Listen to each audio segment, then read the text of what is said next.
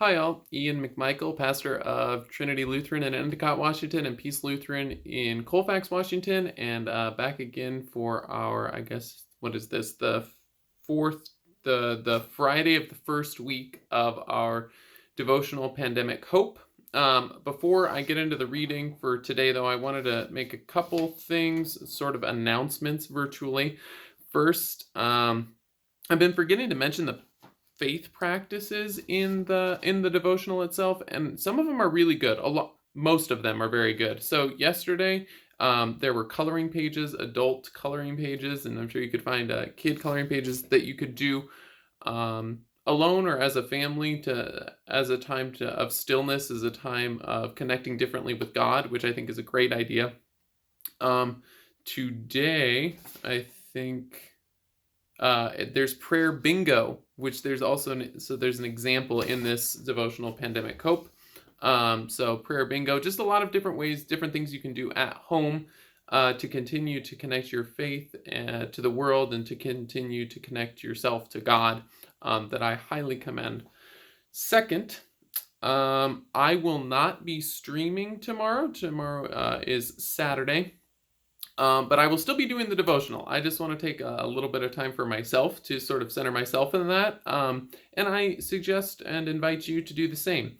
So tomorrow's reading is John 1, 1 through 9. John 1, 1 through 9. And then the faith practice is to make stained glass, which you can find an example of how to do that again in the devotional under week 1, Saturday.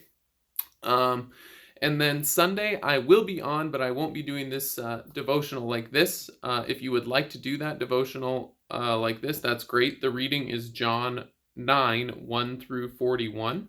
And then the faith practice is to make Play-Doh, which I think is a great idea.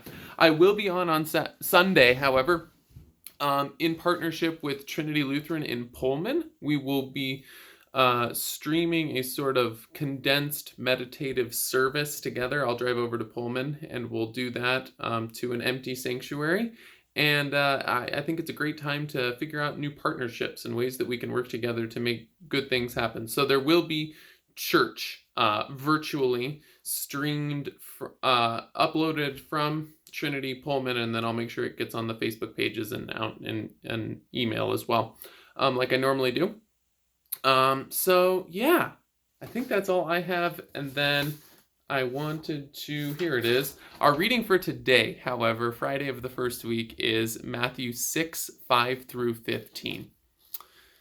And whenever you pray, do not be like the hypocrites, for they love to stand and pray in the synagogues and at the street corners so that they may be seen by others. Truly, I tell you, they have received their reward. But whenever you pray, go into your room and shut the door and pray to your Father who is in secret, and your Father who sees in secret will reward you. When you are praying, do not heap up empty phrases as the Gentiles do, for they think that they will be heard because of their many words. Do not be like them, for your Father knows what you need before you ask him. Pray then in this way: Our Father in heaven, hallowed be your name. Your kingdom come, your will be done on earth as it is in heaven.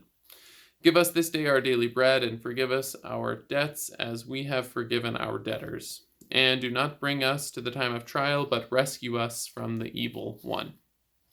For if you forgive others their trespasses, your heavenly Father will also forgive you.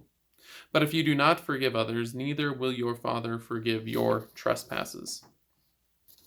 I was just on a call before this video with rostered leaders around the synod and the bishop and the bishop's assistant, and I think they lifted up just the ability to pray for one another, and how that, in all honesty, hasn't changed at all. You can be at home, you can be at work, you can be anywhere, and you can still pray for one another, and that's perhaps even more important now than it ever has been. So that, as much as our lives have changed in all of this, the ability to pray for one another hasn't changed. So in the midst of the chaos, sometimes I forget that, or I don't necessarily take the time that I should to intentionally do that. And there's an invitation here today to do that.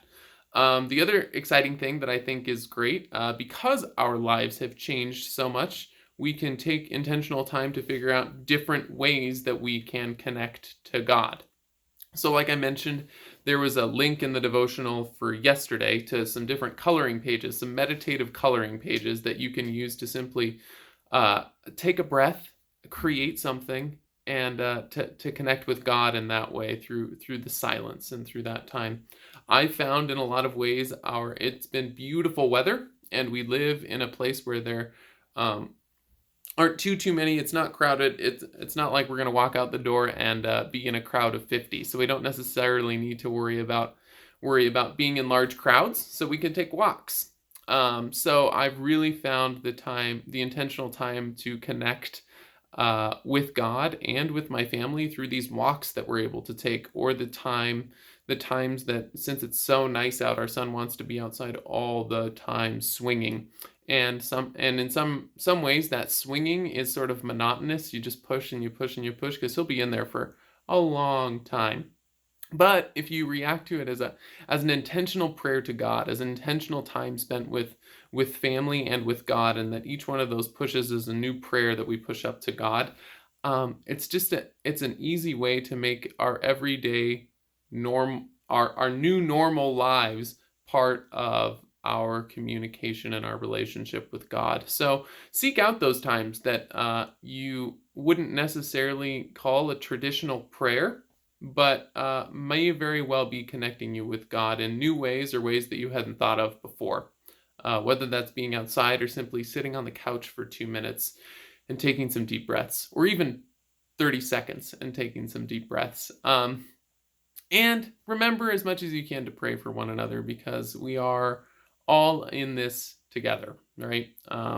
We each want what is best for the other. We're each called to serve the neighbor. We're each called to be with one another in community, even if that community might look a little different now than it has in the past. So pray for one another, because we all need it. And with that, I hope you will look for us on Sunday and our first attempt at a partnership between Trinity Pullman and Peace Colfax and Trinity Endicott, and enjoy our worship service. And hope you have a wonderful day. I hope it's as nice outside where you are as it is here. And I wish you blessings on your day.